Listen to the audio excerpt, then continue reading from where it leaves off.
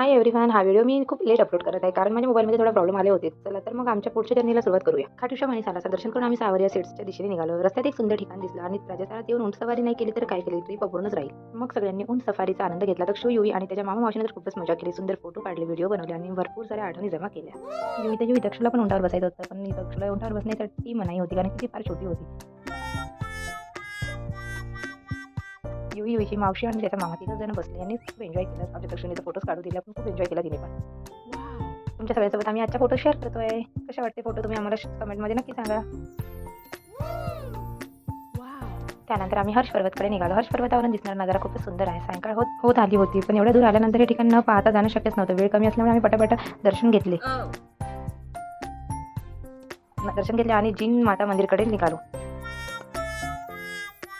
जिन माता मंदिर लवकरच बंद होत असल्यामुळे आम्हाला घाई करावी लागली. जिन माता मंदिर खरंच खूप सुंदर मंदिर आहे. आम्ही मंदिरामध्ये गेलो, खूप सुंदर दर्शन झाले, गर्दी होती नाही. असे म्हणले जाते की इथे कोणी हा जो ढोल असते तो ढोल वाजवला तर ते मातेपर्यंत त्यांची मनोकामना पूर्ण होते आणि ती मातेपर्यंत पोहोचल्या जाते. आम्ही सुद्धा याचा अनुभव घेतला आणि आनंद घेतला आणि हा ढोल वाजवला. नंतर आम्ही लवकर इथून सुद्धा निघालो. तुम्ही कधी राजस्थानमध्ये आले तर जिन माता मंदिरला व्हिजिट तर आम्ही लगेच निघालो. सगळ्यांना भूक लागल्यामुळे आम्ही सगळे राजवाडा हॉटेल्समध्ये थांबलो. इथलं जेवण खूपच स्वादिष्ट होते. जर तुम्ही या रस्त्याने जात असाल तरी हॉटेलमध्ये नक्की भेट द्या.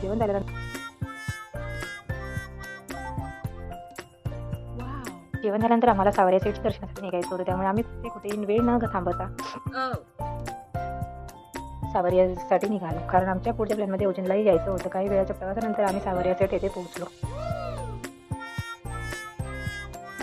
सावरिया सेट येथे पोहोचल्यानंतर आम्ही इथे रूम न करता आम्ही काही वेळेसाठी फक्त स्टे घेतला, फ्रेश झालो आणि लगेच मंदिराच्या दर्शनासाठी निघालो. मंदिरात पोहोचताच आम्ही बघतो तर काय खूप मोठी गर्दी दिसली. धार्मिक कार्यामुळे भाविकांची संख्या खूप जास्त होती, तरी सगळे वातावरण भक्तिमय आणि आनंदमय होतं. भक्तिमय वातावरणात आम्ही सुद्धा थांबलो आणि मग काही वेळ रांगेमध्ये उभं राहिलो. मंदिरामध्ये पोहोचताच तो बघतोय काय स्कॅनर. हे दान करायचं तर दानपेटी नाही टाकायचं, स्कॅनरमध्ये स्कॅन करायचं. काही वेळ रांगेत उभं राहिल्यानंतर आम्हाला सावरिया सीटचे सुंदर दर्शन झाले. दर्शन घेताना मनाला खूप समाधान मिळालं. इथं मॅनेजमेंट खूप छान होतं. गरमी असल्यामुळे जागोजागी कूलर्सची सुविधा होती, म्हणजे छोट्या मुलांना कोणत्याही प्रकारचा त्रास झाला नाही. दक्षने तर खूप एन्जॉय केला. दक्ष आणि युवीने तर खूप एन्जॉय केला. त्यांना हे सावरिया सीटचा प्लेस खूप जास्त आवडला आणि कूलरचा पण आस्वाद पूर्णपणे घेतला. त्यानंतर आमचे सगळ्यांचे दर्शन झाले. नंतर आम्ही परिसर फिरलो आणि मग ते फारशी गर्दी होती तरी सुद्धा आमचे दर्शन खूप छान झाले. सावरिया सीटचं हे मंदिर खूपच सुंदर आहे. राजस्थानमध्ये आले तर सावरिया सीटला यायला नक्की विसरू नका. तिथं बाहेरच्या परिसरामध्ये सुद्धा खूप गर्दी होती. आम्ही तर विचार करत होतो की आता इथून बाहेर निघायचं तर निघायचं कसं. आता भूक लागल्यामुळे सगळेजण आता एका हॉटेलमध्ये गेलो. भूक लागली म्हणून आता आम्ही एका ठिकाणी जेवण करायला थांबलो. उज्जैनमध्ये पोहोचल्यानंतर काय झालं, महाकाल दर्शनाचा अनुभव कसा होता हे सगळं आपण पुढच्या व्हिडिओमध्ये पाहूया. तोपर्यंत व्हिडिओ आवडला असेल तर लाईक, शेअर, सबस्क्राईब करा.